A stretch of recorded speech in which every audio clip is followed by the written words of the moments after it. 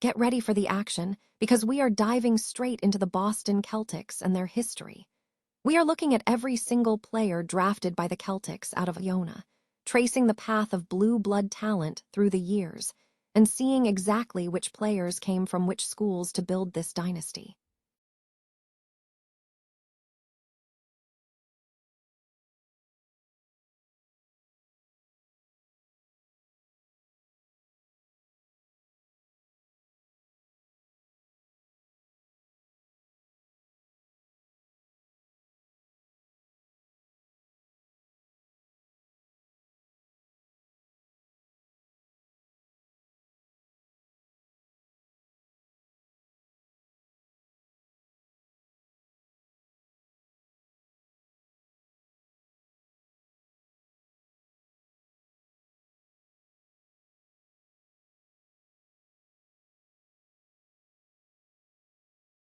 Generational talent like Tim Duncan, and see the fascinating birth dates of Ron Mercer and Michael Smith that happened on the same day.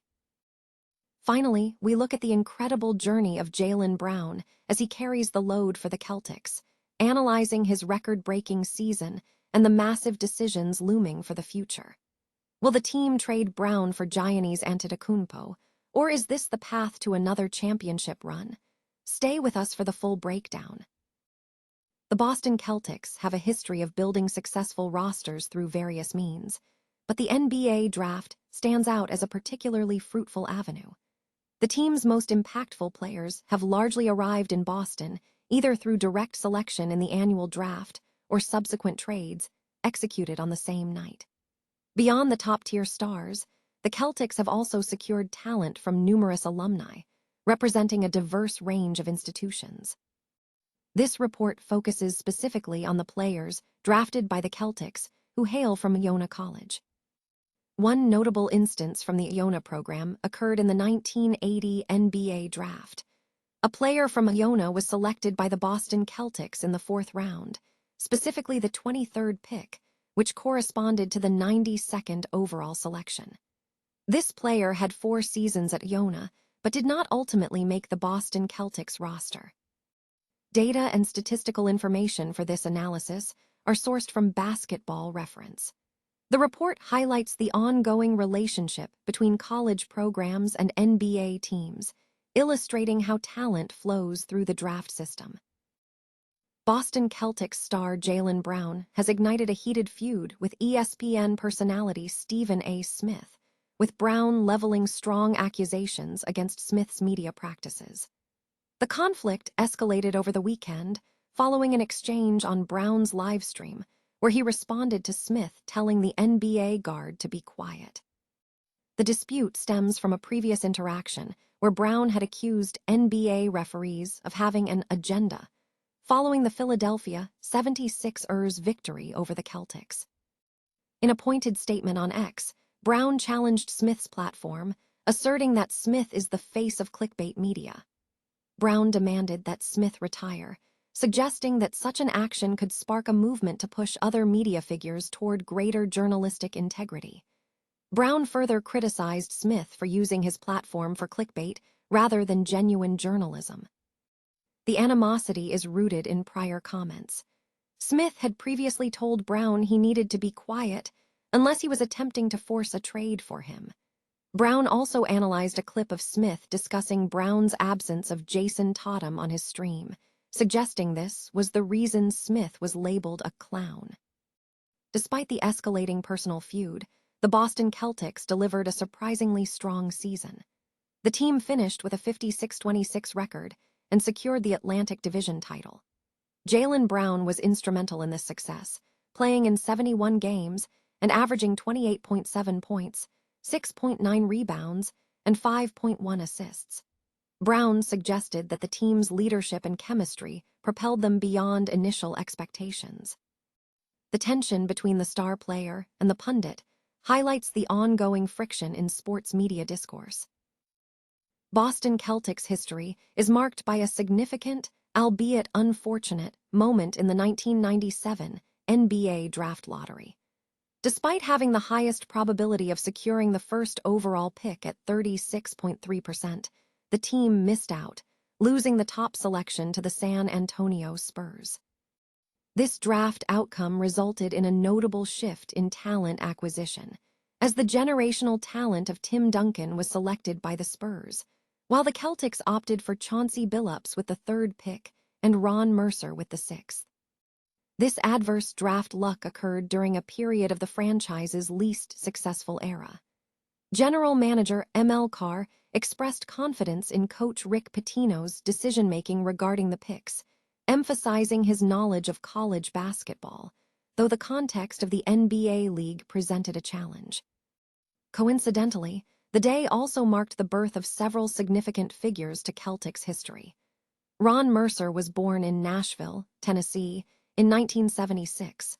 Mercer had previously played for the Celtics after being acquired from Kentucky with the 6th overall pick in the 1997 NBA draft.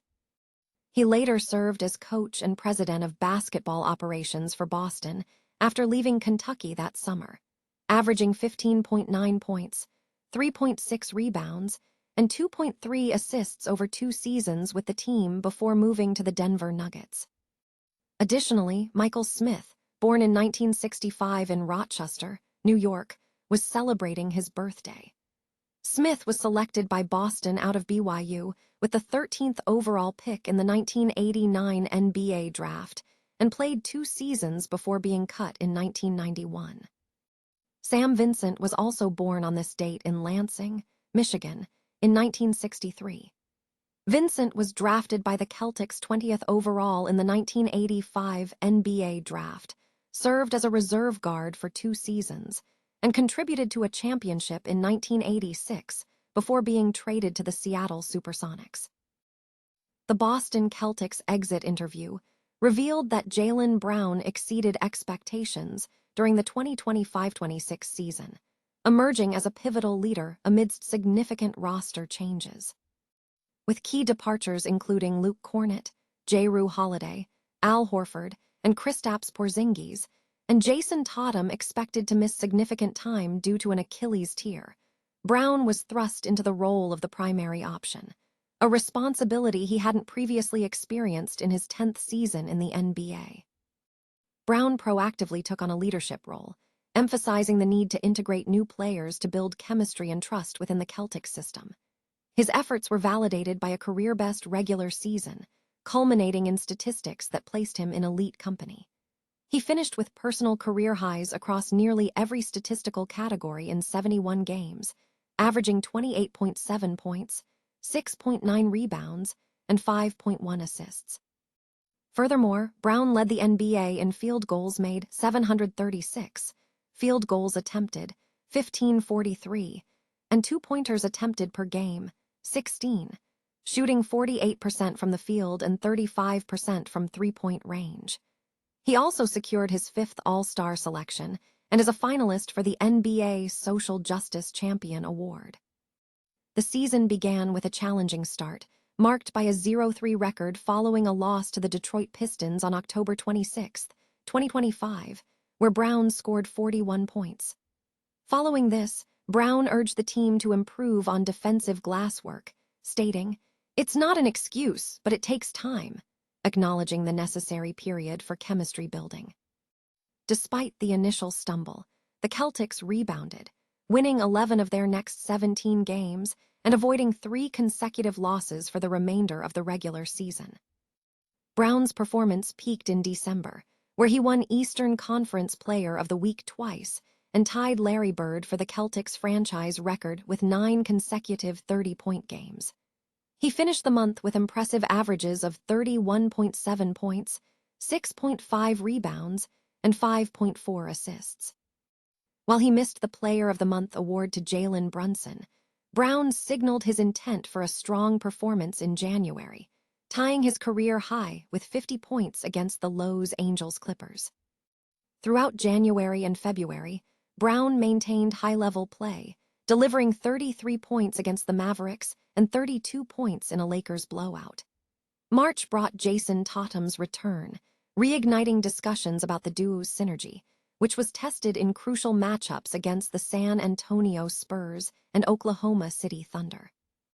After an ejection following an argument with officials against the Spurs, Brown displayed frustration on social media, stating, "This the *T I be talking about." However, he delivered a standout performance against the Thunder without Tatum or Derek White, posting 34 points, 7 assists, and 6 rebounds.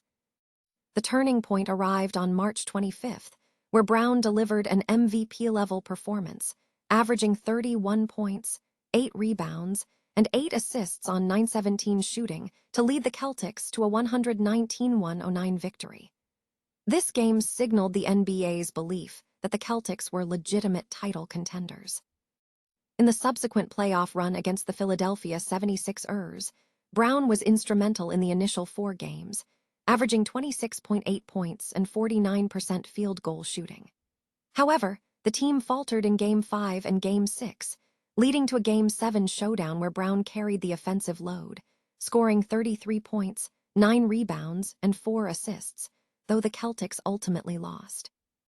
Looking ahead, questions surrounding Brown's future are mounting.